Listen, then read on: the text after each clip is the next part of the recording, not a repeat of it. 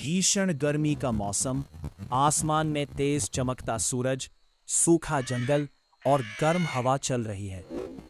पेड़ पौधों की सूखी पत्तियां।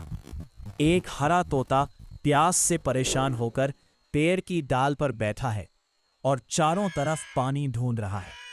प्यासा तोता पानी की तलाश में जंगल में एक पेड़ से दूसरे पेड़ पर उड़ रहा है।